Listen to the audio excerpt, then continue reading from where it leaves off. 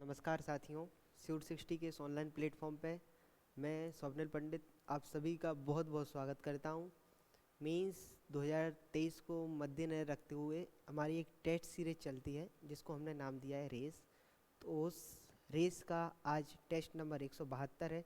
तो उसका देखते हैं मैथ का analysis and best approach to solve all questions. चलते हैं पहले क्वेश्चन की तरफ। क्या है पहला question? Two equilateral triangles whose sides are 10√3 centimeter are joined to form a quadrilateral. दो इक्विलेटरल ट्राइंगल एक क्वाड्रिलेटरल फॉर्म करते हैं। तो what is the height of quadrilateral? तो आप देखना समझना, दो इक्विलेटरल ट्राइंगल अगर मैं जोड़ देता हूँ, मैं आपको जो समझाना चाहता हूँ आप समझ लोगे, तो इनकी हाइट में कोई फर्क पड़ेगा? जो हाइट यहाँ से यहाँ तक होगी वही हाइट इस क्वाड्रिलेटरल की होगी, जो हाइट इक्विलेटरल ट्राइंगल की होगी। कोई फर्क पड़ेगा या नहीं पड़ेगा? बिल्कुल नहीं पड़ेगा। तो बस कुछ नहीं पूछ रहा है, इक्विलेटरल ट्राइंगल की इसने एक साइड दे दी है हमको और हाइट ही पूछा हुआ है, सिंपल। ठीक है, इक्विलेटरल ट्राइंगल के बारे में जान लेते पहले हम। क्या होता है इक्विलेटरल ट्राइंगल? वो होता है जिसके तीनों एंगल 60-60 डिग्री के होते हैं। इक्विलेटरल ट्राइंगल वो होता है जिसकी तीनों साइड बराबर होती हैं। इक्विलेटरल ट्राइंगल का एरिया का फॉर्मूला होता है √3/2 4a²। इक्विलेटरल ट्राइंगल में हाइट का फॉर्मूला होता है √3/2a। इक्विलेटरल ट्राइंगल की सर्कम रेडियस का फॉर्मूला होता है r बराबर a/√3। इक्विलेटरल ट्राइंगल की इन रेडियस का फॉर्मूला होता है r बराबर a/2√3। तो इक्विलेटरल ट्राइंगल के बारे में इतने सारे फैक्ट्स मैंने आपको एक क्वेश्चन के जरिए कवर अप करा दिए। चलते हैं, तो इसमें क्या पूछा हुआ है? हाइट पूछा हुआ है, यानी इक्विलेटरल ट्राइंगल की सिंपल हाइट पूछा हुआ है। हाइट क्या होती है इक्विलेटरल ट्राइंगल की? √3/2a। ए की वैल्यू √3/2, 10√3। ए की वैल्यू निकल के आ गई हमारी, हाइट की वैल्यू कितनी निकल के आ गई? 15। ठीक है दोस्त, चलते हैं अगले क्वेश्चन की तरफ। Ranjit drives his car at an average speed of 50 km/h and reaches his destination in 8 hours। 50 kilometre पर घंटा से 8 घंटे में वो कितना कवर अप कर लेगा? कितनी डिस्टेंस कवर कर लेगा रंजीत? 400 किलोमीटर। कितनी डिस्टेंस कवर कर लेगा? 400 किलोमीटर। हाँ, Rahman covers the same distance is 5 hour. इस 400 किलोमीटर की डिस्टेंस को रहमान, ये रंजीत है और रहमान कितने टाइम में कवर अप करता है? 5 घंटे में। तो रहमान की स्पीड कितनी रही होगी? 80 किलोमीटर पर आवर। कोई दिक्कत या नहीं है यहाँ तक? ये रहमान की स्पीड है और रंजीत की स्पीड कितनी है? रंजीत की स्पीड है हमारी 50। ठीक है, रंजीत अपनी स्पीड 10 इंक्रीज करता है, यानी रंजीत की स्पीड 50 से कितनी हो गई? अब 60 हो गई। रंजीत की स्पीड 50 से कितनी हो गई? 60 हो गई। और रहमान अपनी स्पीड 20 इंक्रीज करता है, यानी रहमान की स्पीड अब कितनी हो गई? 80 से कितनी हो गई दोस्तों? 80 से रहमान की स्पीड हो गई 100। 80 से कितनी हो गई रहमान की स्पीड? कहोगे सर 100 हो गई। 100 हो गई। ठीक है, तो then what will be the difference between the times taken them to reach the destination? तो उनको उनकी डेस्टिनेशन पर पहुंचने में क्या टाइम लगेगा? ठीक है, 60 किलोमीटर पर रफ्तार से चलता है 400 किलोमीटर। तो 400 बटे में 60, इतना टाइम लगेगा या नहीं लगेगा? बिल्कुल लगेगा। तो कितना टाइम है? 20/3। 20/3 बराबर क्या कहेंगे? 6 आवर और 40 मिनट। 6 आवर और 40 मिनट। ठीक है, और इसको कितना लग रहा है? 100 किलोमीटर से 400 किलोमीटर जाना है, तो आप कहोगे सर 4 आवर लग रहे हैं। 6 आवर 40 मिनट इसका टाइम है, 4 आवर इसका टाइम है। इन दोनों के टाइम का डिफरेंस कितना है? 2 आवर और 40 मिनट। यही हमारे क्वेश्चन का आंसर है। चलते हैं अगले क्वेश्चन की तरफ। आम का 1/3, 1/3 मतलब 1/3 हिस्सा, 3 में से 1 हिस्सा। एक हिस्सा कैसे बेच रहा है? वो 4% के लॉस पर। 3 में से 1 हिस्सा कैसे बेच रहा है? वो 4% के लॉस पर। ठीक है, और पूरे कारो तो 2 हिस्सा कैसे बेचे? पहले तो बस ये पूछा हुआ है। ठीक है, तो पूरे कारोबार में कितना लाभ उसको अर्जित करना है? पूरे कारोबार में कितना लाभ उसको अर्जित करना है? 30% अर्जित करना है उसको लाभ। ठीक है, 30% उसको अब ये लाभ अर्जित करना है। तो ठीक है, इन दोनों का डिफरेंस कितना है? कहोगे सर 34 है। ये 34 दो की वैल्यू रही होगी या नहीं रही होगी? तो एक की वैल्यू 17, तो 30 में 17 जोड़ेंगे तो कितना बेचेगा शेष को? 47% पर। शेष को कितने पे बेचना चाहिए? 47% के प्रॉफिट पर शेष चीज़ों को बेचना चाहिए या नहीं बेचना चाहिए? कहोगे सर बिल्कुल बेचना चाहिए। आप इस सवाल को देखते हो पहली नज़र में तो आपको क्या क्या नज़र आता है? इस सवाल में आपको सोचोगे कि बिल्कुल बेसिक करें, लेकिन जहाँ भी मैं आपको हर क्लास में कहता हूँ, जहाँ पर भी दो चीज़ें एक मिलके एक नई चीज़ का निर्माण करेगी, वो चीज़ हमेशा एलिगेशन से सॉल्व करेंगे तो काफ़ी सरल पड़ेगा। अब हमारा सीधा आ गया कि 47% के प्रॉफिट पे बेचना चाहिए। अब 10,000 पे 47% का प्रॉफिट लगा के बेच दो, 14,700 आ जाएगा। आ जाएगा या नहीं आ जाएगा? बिल्कुल आ जाएगा। चलते हैं अगले क्वेश्चन की तरफ। ठीक है, the marks price of 8 shirts is 9,600। 8 shirt का मार्केट प्राइस कितना है? 9600। तो एक साइड का मार्क प्राइस क्या होगा? एक साइड का मार्क प्राइस क्या होगा? 1200 होगा या नहीं होगा? होगा या नहीं होगा? ठीक है, कहोगे सर बिल्कुल होगा। इस पर 15% का डिस्काउंट दिया जाता है। 15% का डिस्काउंट दिया जाता है तो कितने में बेच रही होगी ये? 17/20 में बिक रही होगी? बिल्कुल बिक रही होगी। तो इसका फाइनल प्राइस इतना निकल के आ जाएगा। कितना निकल के आ जाएगा? इतना ही रहने दो, अभी इतना रहने दो। 2 से काटना है काट दो, चाहे 60 काट दो। ठीक है, 60 गुणा 17 इसका फाइनल प्राइस है। हमको कितने 5100 रुपए में कितनी कमीजें खरीद के आएंगी? एक कमीज का इतना है तो 5100 में कितनी कमीज की आएंगी? इसका भाग दे देंगे तो 5100 का आ जाएगा। 17 तिया 51, 360 से काटेंगे 5 बार में। ठीक है दोस्त, ये अगर आप यहाँ को गुणा करते फिर यहाँ पे आपको बाद में जब आप इससे डिवाइड करते तो काटना ही पड़ता इसका, इसलिए इसको सॉल्व करने के लिए क्या करो, काटो ही मत, वहाँ पे गुणा ही मत करो तो काटना भी नहीं पड़ेगा ज़्यादा। ठीक है, हाँ, डायमीटर कितना है of wheel of bicycle is 126 centimetre. Diameter 126 है, डायमीटर 126 है तो इसका मतलब क्या है? इसका मतलब क्या है कि इसकी रेडियस कितनी है? रेडियस कितनी है? रेडियस है 63 होगी या नहीं होगी? क्योंकि रेडियस डायमीटर का क्या होती है? आधा होती है। तो रेडियस इसकी 63 होगी। कहोगे सर बिल्कुल होगी रेडियस 63। तो एक चक्कर में ये कितनी डिस्टेंस कवर करेगा? जो अपने सरकमफेरेंस के बराबर ही तो डिस्टेंस कवर करेगा वो एक चक्कर में। कितनी करेगा? 2πr यानी 2 × 22/7 × 63। इतनी डिस्टेंस कवर करेगा एक चक्कर में। इतनी करेगा या नहीं करेगा? बिल्कुल करेगा। ठीक है, ये सेंटीमीटर में है, ये किस में है? सेंटीमीटर में है। और ये किलोमीटर में है, किस में है? किलोमीटर में है। ठीक है, कोई दिक्कत नहीं है। हाँ, ऐसे ऐसे एक चक्कर में वो इतनी कवर करेगा। ऐसे मैं मान लेता हूं मैं n चक्कर लगाऊंगा। कितने चक्कर लगाऊंगा? n चक्कर लगाऊंगा। तब मैं कितनी डिस्टेंस कवर कर लूंगा? देखना, ये 72 किलोमीटर है। 72 किलोमीटर को अगर मैं लिख दूं तो 72,000 किलोमीटर होगा या नहीं होगा? बिल्कुल होगा। ये मीटर में है और इसको सेंटीमीटर में बदलूंगा तो 2 जीरो और आएंगे या नहीं आएंगे? बिल्कुल आएंगे। 1 मीटर बराबर होता है तुम्हारा 100 सेंटीमीटर और 1 किलोमीटर बराबर होता है 1000 मीटर।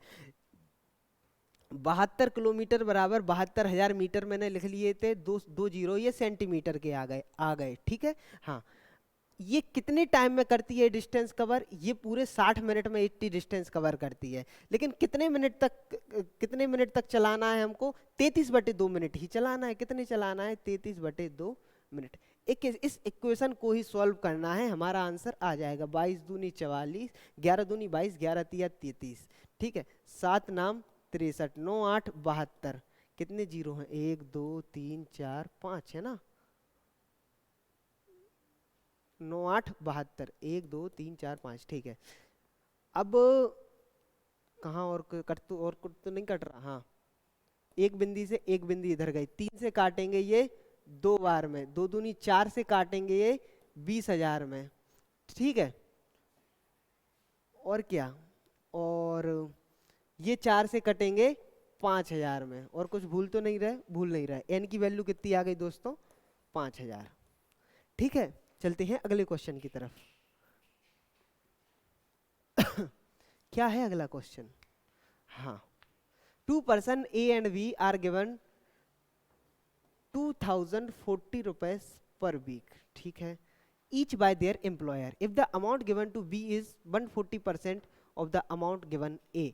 यानी A को अगर 5 मिलता है तो B को कितना मिलता है? 7 मिलता है। ऐसा क्वेश्चन कह रहा है।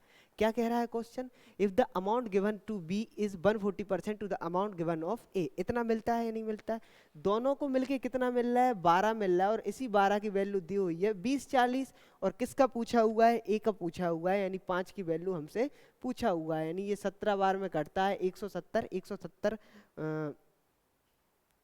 सही कर रहा है या नहीं कर रहा है, 17 5 85 सही है, 850 रुपए। ठीक है दोस्त, ठीक है, चलते हैं अगले क्वेश्चन की तरफ। हाँ। 7 वर्ष पहले पति पत्नी और बच्चे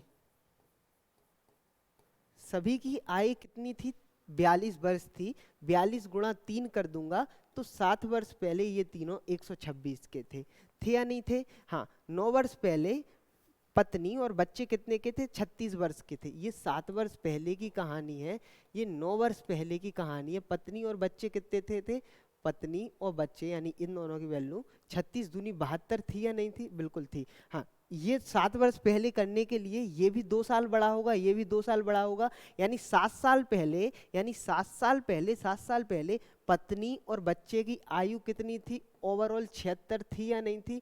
तो 7 साल पहले अगर मैं 126 में से 76 घटा दूंगा तो मेरे पति की आय निकल आएगी या नहीं आएगी, इसके पति की पत्नी के पति की आय निकल आएगी या नहीं आएगी, बिल्कुल निकल आएगी। कितनी निकल के आ रही, वो आ रही है 50। 7 साल पहले अगर इसका पति 50 साल का था तो 7 साल बाद यानी अभी वर्तमान में इसका पति कितने का है, 57 का। इजी। चलते हैं अगले क्वेश्चन की तरफ।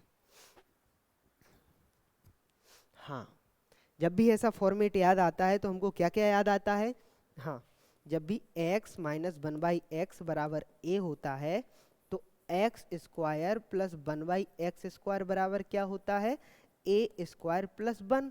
ठीक है, a स्क्वायर प्लस 2। अगर मैं a स्क्वायर प्लस 2 को b मान लूं तो x की पावर 4 प्लस 1/x की पावर 4 बराबर क्या होता है, b स्क्वायर माइनस 2। ये हमको पता हुआ होता है, ठीक है। और अगर x माइनस 1/x से मैं x प्लस 1/x पे जाना चाहूँ तो वो कैसे जा सकते हैं, √a² प्लस 4। अगर इससे मैं x³ माइनस 1/x³ पे जाना चाहूँ तो कैसे जा सकते हैं, a³ प्लस 3a। ये कुछ आइडेंटिटी हम जो प्रूव करके आते हैं उनसे ये होता है, ठीक है। तो ये आइडेंटिटी यहाँ इस क्वेश्चन में इन आइडेंटिटी का उपयोग करेंगे, ठीक है।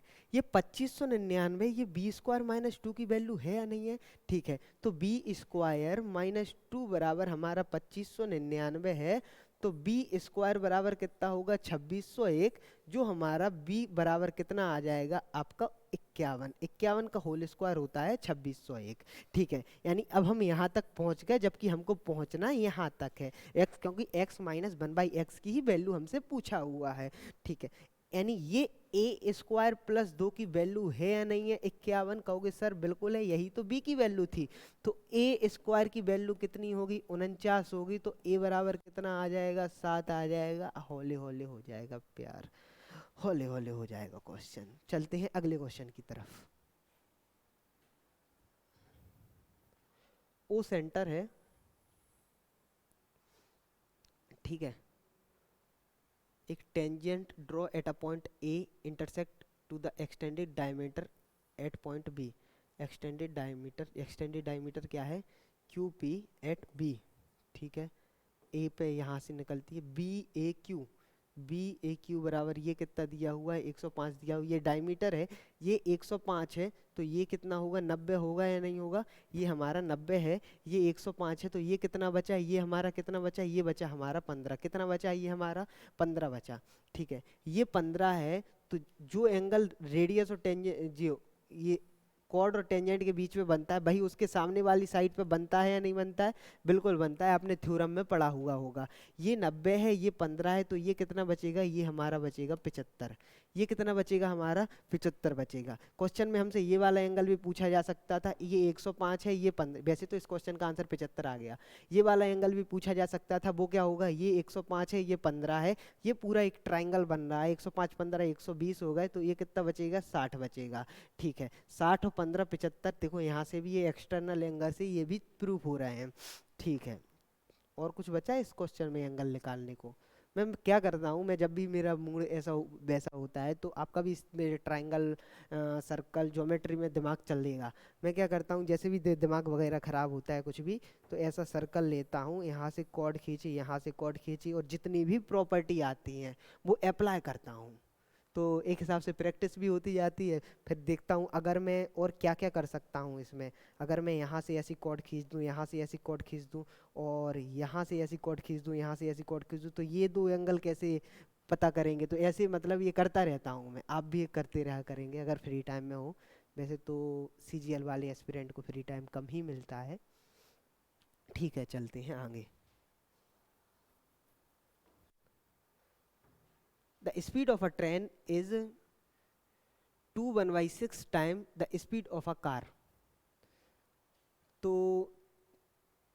2 सही 1/6 बराबर हो गया हमारा 13/6 the speed of the train.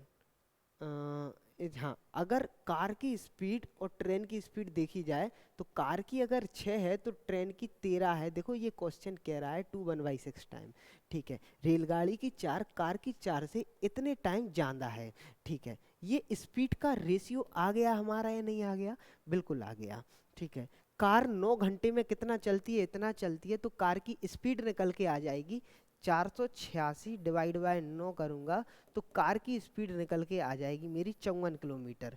Car की स्पीड यानी 6 की वैल्यू 54 है, गुणा 9 चल रहा है, यानी रेलगाड़ी की स्पीड करूं गुणा 9 इधर करूंगा, तो रेलगाड़ी की स्पीड कितनी आ जाएगी 117। 117 से रेलगाड़ी चल रही है, 117 किलोमीटर की रफ्तार से प्रति घंटे की रफ्तार से ये चल रही है, तो 6 घंटे में इसको कितना जाएगी, ये जाएगी 702 किलोमीटर। 100 गुणा 6 600, 17 गुणा 6 102, 600 प्लस 102 बराबर 702। ऐसे मैंने ये कर लिया। चलते हैं अगले क्वेश्चन की तरफ। 3 pipes A, B and C fill a tanks in 4 hour. 3 pipes हैं, A plus B plus C क्या कर रहे हैं, ये किसी टैंक को 4 आवर में भर रहे हैं। ये इनकी कुछ एफिशिएंसी होगी, कुछ ये टाइम लेंगे, ऐसे करके ये 4 घंटे में इस टैंक को भर देंगे, ऐसा क्वेश्चन कह रहा है। हमने इसकी मान लिया। ठीक है, C can fill the tank at twice speed of B, यानी B रेशियो C की क्षमता का रेशियो कितना है 1:2। अगर ये जितने टाइम में 1 भरता है उतने टाइम में ये 2 भरता है, इनकी एफिशिएंसी का रेशियो है। ठीक है, और A का भी दिया हुआ है।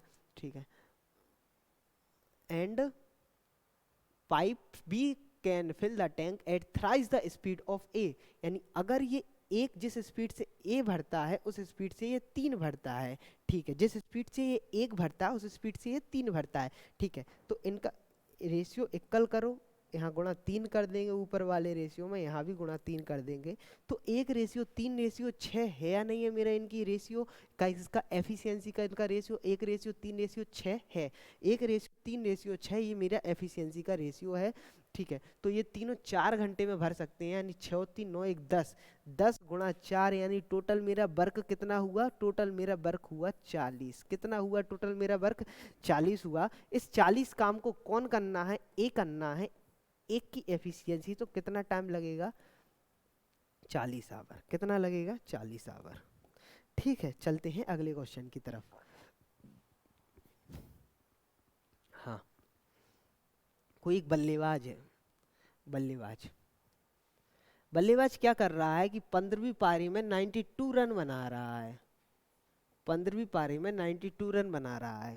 कोई बल्लेबाज है, आप लोग भी क्रिकेट खेलते होगे, तो 15वीं पारी में कितने रन बना रहा है, 92 रन बना रहा है।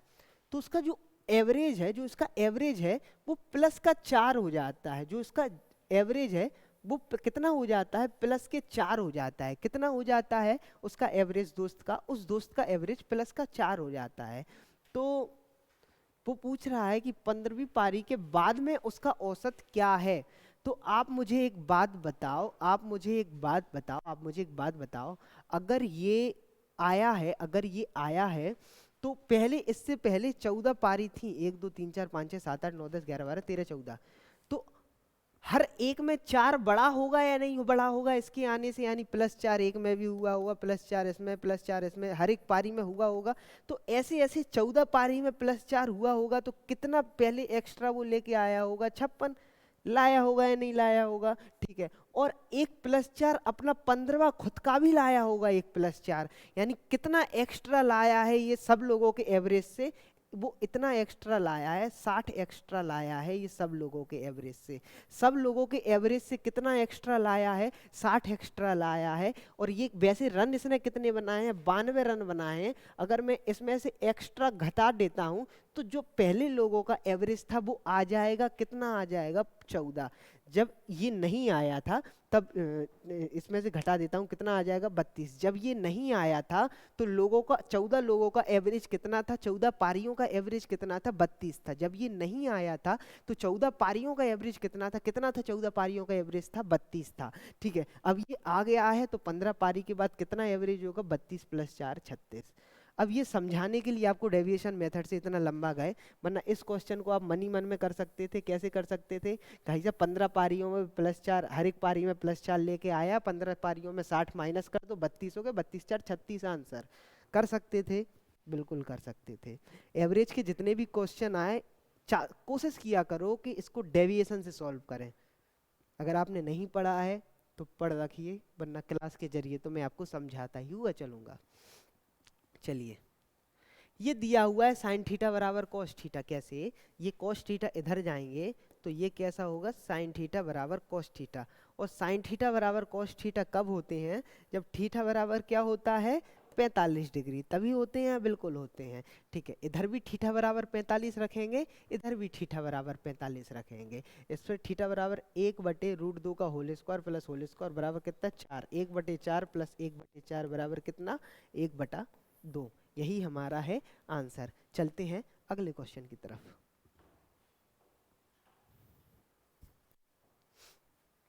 हाँ, इस ट्राइंगल का एरिया, ये ट्राइंगल नहीं है यार, ये एक प्लॉट है।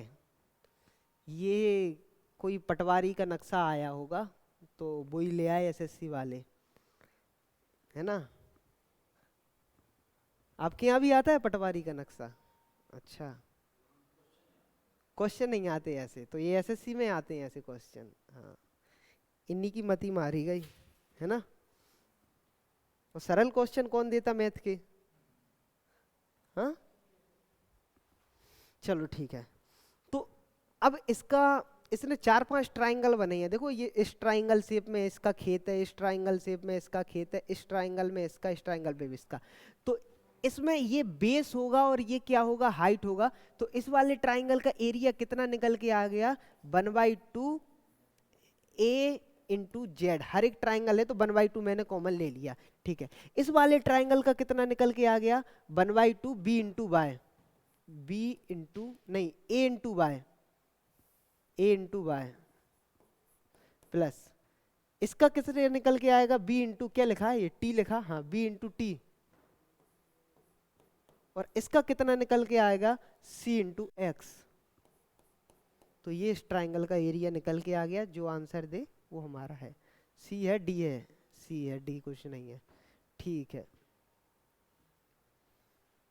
हाँ, तो ये तो सीधा क्वेश्चन है।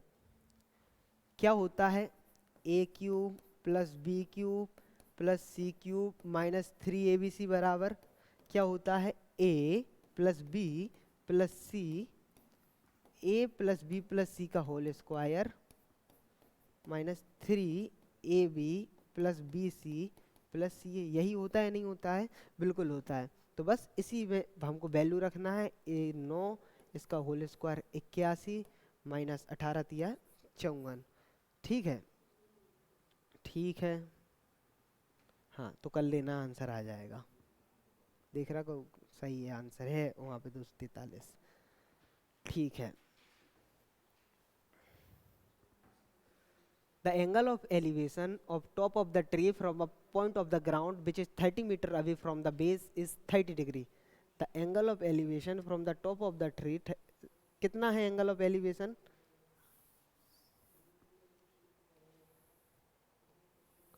300 मीटर दूर है। ये कितना है? 30 डिग्री है। और ये 300 मीटर दूर है, तो कितना है? 30 डिग्री है। अब पेड़ क्या है? पेड़ भी बड़ा हो रहा है, जैसे हम लोग बड़े होते हैं, अमूल दूध पीता है इंडिया, ऐसे ये पेड़ भी बड़ा हो रहा है। तो पेड़ कितना हो जा रहा है? अब ये एंगल यहाँ बढ़ गया, तो ये कितना हो गया? ये 60 डिग्री का हो गया। कितना हो गया? ये 60 डिग्री का। अब यहीं से आदमी देखता है तो 60 डिग्री पे दिखाई देता है। ठीक है, तो मतलब अगर देखा जाए तो आदमी भी इतना निठल्ला है कि जब तक वो पेड़ बड़ा नहीं हो गया तब तक वहीं खड़ा रहा। सही बात है। चलो, ये 30 डिग्री है, इसका अगर मैं निकालता हूँ फ्रैक्शन, तो ये 1 होगा, तो ये √3 होगा। ठीक है, और 60 डिग्री पे क्या होगा? अगर ये √3 होगा तो ये कितना होगा? 1 होगा। ठीक है दोस्त, अब ये कह रहा √3 है, ये कह रहा 1 है, तो या इस वाली इक्वेशन में √3 और √3 का गुणा कर दूं मैं। ठीक है, कहीं दिक्कत तो नहीं कर रहा मैं। पेड़ के तल से 300 मीटर की दूरी पर है। on the ground the angle of elevation on the tree from the point of ground which is 30 meter from the base of the tree is 30 degree. When the height of the tree is increases the angle of elevation changes to angle of elevation कितना हो जा रहा है? 60 degree हो जा रहा है। √3 upon 1 1/√3 इस पे करना है मैं √3 का, तो √3 और 3, कोई दिक्कत नहीं है। चलो ठीक है, कोई दिक्कत नहीं है। मैंने सोचा हम कुछ गलत तो नहीं कर रहा है। ठीक है, तो ये √3 गुणा √3 कितना हो गया? ये 3 हो गया, पूरा 3 है। ये पहले पेड़ 1 था, तो अब कितना बड़ा होगा? वो 2 बड़ा होगा, नहीं बड़ा होगा? बिल्कुल बड़ा होगा। जबकि √3 की वैल्यू कितनी दी हुई है क्वेश्चन में? √3 की वैल्यू दी हुई है 300, और किसकी वैल्यू पूछा हुआ है? कितना पेड़ बढ़ा? 2 बढ़ा, 2 की वैल्यू हमसे पूछा हुआ है। ठीक है, ऊपर नीचे गुणा √3 कर देंगे। ठीक है, गुणा √3, 3 से काटेंगे, ये कितने बार में? 100 बार में। 200 √3, 200 गुणा √3। ठीक है, ये हमारा आंसर है। तो √3 की वैल्यू होती है 1.73। 200 गुणा 1 होगा 200, और 73 दूनी हो जाएंगे 146, तो लगभग 346 के आसपास ही हमारा आंसर आएगा। 200 + 146, 346, यही हमारा आंसर है। मैं ये देख रहा था कि कहीं हमने रेशियो में दिक्कत तो नहीं कर दी, सही किया था। ठीक है, ये फिक्स्ड पैटर्न के सवाल रहते हैं कभी कभी। हाँ, ऐसे भी पूछ दिए जाते हैं ये सवाल, ऐसा। तो इन दोनों का एरिया पूछ दिया जाता है, तो जो इस ट्रायंगल का एरिया वो होता है, वही इसका एरिया होता है। ठीक इसी तरीके से इन दोनों की साइड देके और इसका एरिया पूछ लिया जाता है। जो अंदर आयत बनता है, तो इस आयत का एरिया क्या होता है? इन दोनों का मल्टीप्लाई ही इस आयत का एरिया होता है। कितना होगा? 11 गुणा 143। ये फिक्स्ड पैटर्न पे पूछे जाते हैं सवाल, कभी कभी, हर बार नहीं। Vaibhav can complete a work in 60 days. Vaibhav कितने टाइम में एक वर्क कंप्लीट कर रहा है? 60 दिनों में। वैभव कितने समय में काम कंप्लीट कर रहा है? 60 दिनों में। ठीक है, he works for 15 days after that the remaining work will completed by Sandeep in 30 days। आप बताओ वो 15 दिन बाद छोड़ के जाता, वैभव 15 दिन बाद छोड़ के चला जाता है, तो वैभव अगर रहता तो पूरा काम कितने दिन में कंप्लीट कर सकता था? वैभव अगर रहता तो 45 दिन में खुद की एफिशिएंसी से काम कंप्लीट कर सकता था, जितना भी काम होगा। ठीक है, लेकिन अब क्या रह रहा? अब रिमेनिंग काम है वो संदीप, ये जो रिमेनिंग काम वैभव जो 45 दिन में कर रहा, वही संदीप 30 दिन में कर सकता था या नहीं कर सकता था? बिल्कुल कर सकता था। तो वैभव और संदीप की एफिशिएंसी निकल के आ जाएगी 2 से 3। हाँ, तो पहले मैं टोटल वर्क निकाल लूं। वैभव 60 की एफिशिएंसी से 2, तो कितना कितना टोटल वर्क निकल के आया? 120। अब 120 वर्क को किस किस ने मिलके साथ किया? किस किस ने किया? वैभव और संदीप ने। 3 और 2 5 की एफिशिएंसी से। तो कितने टाइम में काम हमारा हो जाएगा? 24 दिन में। ठीक है, ओके ओके। हाँ, तो 2 साल में इतनी हो जा रही राशि और 3.5 साल में इतनी हो जा रही। तो इन दोनों का जो डिफरेंस होगा वही 1.5 साल में राशि बड़ी होगी, वो आएगा या नहीं आएगा? कितना आएगा? 1.5 साल यानी 3/2 साल में कितनी राशि बढ़ी? यहाँ से अगर मैं देखता हूँ तो पहले इसको 10,000 तक लेते आते हैं, तो 1,072 अगर मैं इसमें जोड़ूंगा तो 10,000 तक आ जाएंगे, प्लस 224 ऐसे घटाना करो, 4 2 6 7 2 9 1296। कितना बड़ा होगा? 1296 बड़ा होगा इतने सालों में। इतने सालों में कितना बड़ा होगा? 1296 बड़ा होगा। अगर मैं इसका भाग दे दूंगा तो मेरे 1 साल में जितना इंटरेस्ट मिला होगा वो आ जाएगा या नहीं आ जाएगा? बिल्कुल आ जाएगा।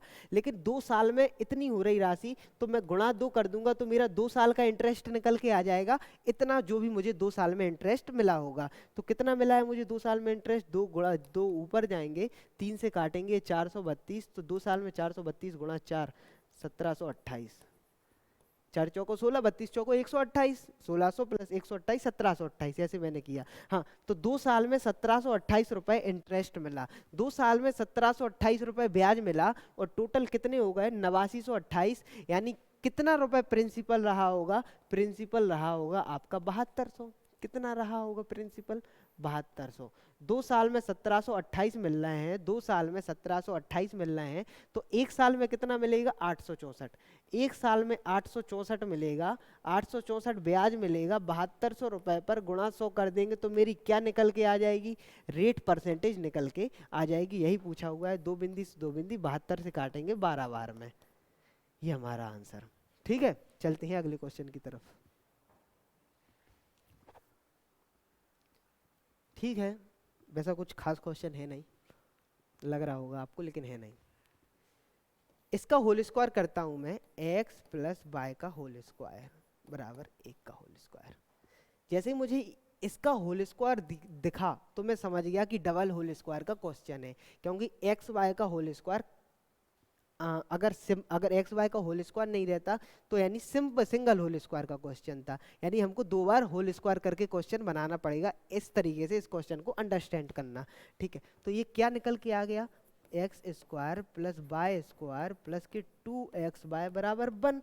अब 2x वाई को मैं उस साइड ले जाता हूँ, तो ये क्या होगा? X square plus Y square minus 1 minus 2x Y होगा या नहीं होगा? ठीक है, अब इस वाली इक्वेशन का मैं फिर से होल स्क्वायर कर देता हूँ, तो इसका होल स्क्वायर होगा तो क्या होगा? x की पावर 4 प्लस वाई की पावर 4 प्लस के 2 एक्स स्क्वायर वाई स्क्वायर होगा या नहीं होगा? ठीक है, अब इसका होल स्क्वायर क्या होगा? A square plus b square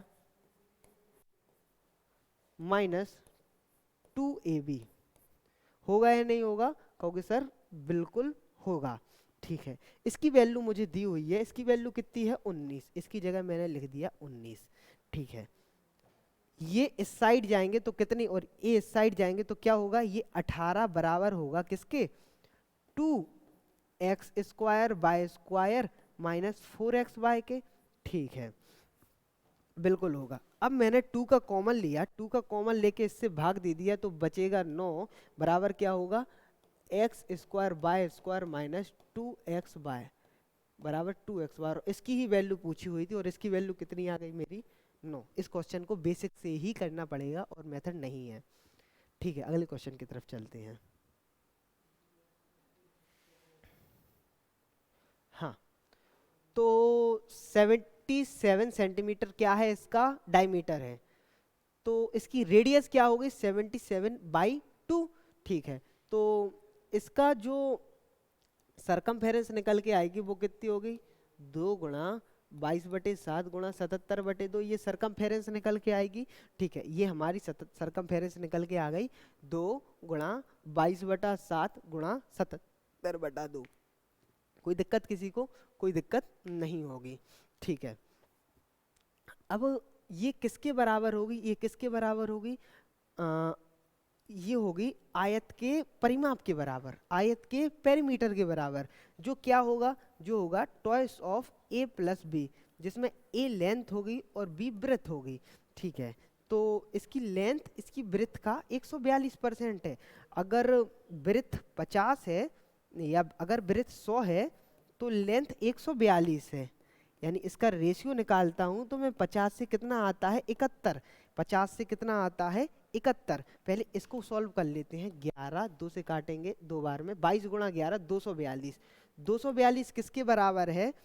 2 गुणा 71 x प्लस 50x, इसके बराबर है। 2 से काटेंगे 121 बार, 121 x, तो x की वैल्यू कितनी निकल के आ गई? 1 निकल के आ गई। यानी ये जो हमारी लेंथ है 71 और 50, यही हमारी लेंथ है ओरिजिनल। तो 71 गुणा 50 हमको एरिया निकल के आ जाएगा। क्या होगा एरिया? 71 गुणा 50 बराबर 3550 सेंटीमीटर स्क्वायर। ठीक है, अगले क्वेश्चन की तरफ चलते हैं। हाँ, तो ये जीपी सीरीज का क्वेश्चन है। एपी सीरीज और जीपी सीरीज आपने पढ़ी होगी। ठीक है, तो इसमें पहले लेते हैं पहला term A R N minus 1 into A N, जो लास्ट टर्म है। ठीक है, ए एन बराबर लास्ट टर्म की वैल्यू। पहले टर्म ए की वैल्यू कितनी है? 5। आर मतलब जिसका मल्टीप्लाई हो रहा हो। कितने का मल्टीप्लाई हो रहा है? 4 का। ठीक है, एन माइनस 1 बराबर लास्ट टर्म कितनी है? 20,480। 5 से इसमें भाग देंगे तो कितना बचेगा? 5 को 20, अब 0, 5 नाम 45, 3 5 31, 40,000, 4,096, 4,096, 4,096, 4,096। क्या 16 का क्यूब नहीं होता है? 4 की पावर n माइनस 1 बराबर 16 का क्यूब। ठीक है, 16 का क्यूब को मैं 4 का होल स्क्वायर इंटू 3 लिख सकता हूँ या नहीं लिख सकता हूँ? ठीक है, बिल्कुल लिख सकता हूँ। बराबर 4 की पावर n माइनस 1, तो 4 की पावर n माइनस 1 बराबर कितना होगा? 4 की पावर 6, तो n माइनस 1 बराबर क्या होगा? 6, तो n बराबर कितना हो जाएगा? 7। यानी ये टर्म कितनी है हमारी? 7 है। काफ़ी डिटेल में सॉल्व कर दिया आपको, जबकि आपको यहीं पे n माइनस 1 और 6 दिख गया था, तो n बराबर आप 7 सीधे ही करना चाहिए था। ये तो मैंने बता दिया। कुछ दिख रहा है इसमें? दिख रहा? बिल्कुल दिखेगा। ये p क्यूब का फॉर्मूला नहीं दिया हुआ है, p प्लस 1 का होल क्यूब। p प्लस 1 का होल क्यूब का फॉर्मूला नहीं है ये? कहोगे सर बिल्कुल है। क्या है? अंदर p का गुणा करो, इसमें p cube plus 3p square plus 3p plus 1, ये वही तो है। ठीक है, तो किसका फॉर्मूला है? 999 प्लस 1 का होल क्यूब का, है या नहीं है? बिल्कुल है। तो ठीक है, होल क्यूब से ये बाहर वाला रूट क्यूब हट जाएगा, तो आंसर कितना आ जाएगा? 1000। 999 प्लस 1 1000। ठीक है, ये वैल्यू पुट से कर लेंगे। वैल्यू पुट कर लो। क्या क्या वैल्यू पुट कर सकते हैं हम इसमें? 1 1 1 करूं अगर मैं, तो इधर 3 3 बन रही है, नहीं बन रही बैलेंसिंग। ठीक है, 2 2 2 करूं, 2 2 2, मैं इसकी 2 2 2 करता हूं तो 6 आ गया। इस साइड भी 6 लाना पड़ेगा, तो 2, तो s की वैल्यू 3 रख लूंगा। ठीक है, a बराबर b बराबर c बराबर मैं 2 रख लेता हूं, जबकि s की वैल्यू मैं क्या रख लेता हूं? 3 रख लेता हूं। आंसर आ जाएगा 3 में से 1 गया 2, 3 में से 2 गए, 1 का whole square plus 1 plus 1 plus s का होल स्क्वायर कितना? 9। ठीक है, 2 का होल स्क्वायर 4 प्लस 4 प्लस 4। ठीक है, 9 3 11 और 12, 12 बटे में 12 बराबर 1, है ना? वैल्यू पुट से कितना आसान हो जाता है सवाल। चलते हैं अगले क्वेश्चन की तरफ। हाँ, तो क्या दिया हुआ है ये? क्या दिया हुआ है ये बताते हैं क्या दिया हुआ है। ये क्या लिखा हुआ है? 1 गुणा 4 गुणा 5। ये क्या लिखा हुआ है? 1 गुणा 5 गुणा 6, 1 बटे 6 गुणा 7, 1 बटे 7 गुणा 8, 1 बटे 8 गुणा 9। और ये कैसे चल रहा है? कैसे चल रहा है? 1 अपॉन में 11 इंटू 12, ऐसे चल रहा है नहीं चल रहा है? बिल्कुल चल रहा है। तो इसका सीधा फॉर्मूला होता है ऐसे क्वेश्चन का, क्या होता है? 1 बटे में डिफरेंस, इन दोनों का डिफरेंस कितना है? 1 अपॉन में पहला टर्म कितना है? पहला टर्म 1/4 माइनस लास्ट टर्म कितना है? 1/12। ये इसका सीधा फॉर्मूला होता है, सीधे निकाला जाता है। ठीक है, तो 3 माइनस 1 डिवाइड में 12 बराबर कितना है? 1/6। 1/6 हमारा आंसर। हाँ, तो एक बी पर राइट एंगल ट्राइंगल है, ठीक है, ए बी सी, और ए सी बराबर क्या दिया हुआ है, √5। A B minus B C क्या दिया हुआ है, 2 दिया हुआ है। एक तो हमारा मेथड है कि आप बिल्कुल बेसिक से जाइए, ए माइनस इसका होल स्क्वायर कीजिए पाइथागोरस तरीके से, और दूसरा मेथड है थोड़ा अजम्पशन कर लीजिए यार, शॉर्ट पड़ेगा, ठीक है। ए बी इन दोनों का डिफरेंस 2 है, इन दोनों का डिफरेंस 2 है, और 2√5 को अगर मैं खोल लेता हूं तो √20 आता है ओवरऑल, ठीक है, √20 आता है ओवरऑल। तो क्या होना चाहिए कि हमारी ये √20 की, अगर मैं इसको 3 लेता हूँ, इसको 1 लेता हूँ, 3 तिरका 9 और 1 10, तो ये क्या हो रहा है, √10 हो रहा है, ठीक है।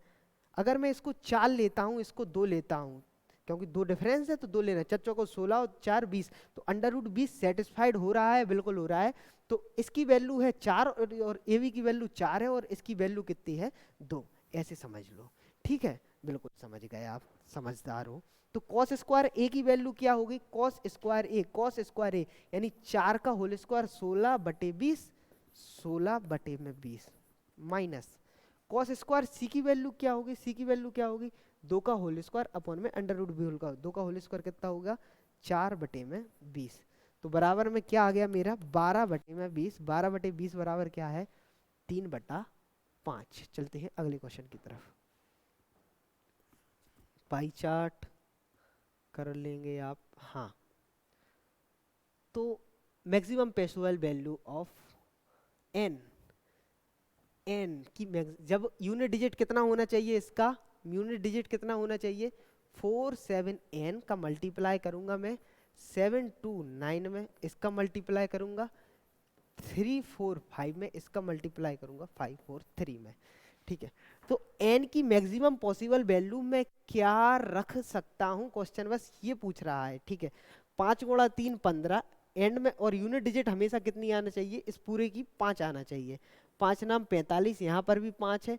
अब मैं क्या रखूं 5 में, यूनिट डिजिट क्या रखूं एन की, एन की अगर मैं 5 में यूनिट डिजिट एन की अगर कोई इवन नंबर रखता हूं तो ये फाइनल 5 यूनिट डिजिट नहीं आएगी, इवन रखने पर ये 0 आएगी।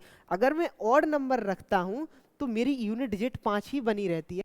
तो एन की मैक्सिमम वैल्यू मैं क्या रख सकता हूं, ऑड नंबर मैक्सिमम जो होगा, यानी 9 हमारा आंसर है, 9 में मैक्सिमम एन की वैल्यू रख सकता हूं। चलते हैं अगले क्वेश्चन की तरफ, ठीक है। What is the area of hexagon of side 14 centimetre. कोई एक हेक्सागन है, ए बी, ठीक है, हेक्सागन है, हेक्सागन 6 इक्विलेटरल ट्रायंगल के एरिया से मिलके बनेगा, ठीक है। तो इसकी एक साइड कितनी है, 14 सेंटीमीटर है, तो इसका एरिया पूछा हुआ है, तो एक ट्रायंगल का एरिया कितना निकल के आएगा, √3/4, 14 गुणा 14, लेकिन हेक्सागन में कितने ट्रायंगल होते हैं आपके, 6 ट्रायंगल होते हैं, है ना, तो गुणा 6 कर दूंगा तो पूरे हेक्सागन का आएगा, 2 2 7 7 7 7 49 गुणा 6 यानी 294√3, ये मेरे पूरा हेक्सागन का एरिया आ गया। तो दोस्तों आज का ये एनालिसिस यहीं ख़त्म होता है, मिलते हैं अगली क्लास में, तब तक के लिए जय हिंद जय भारत।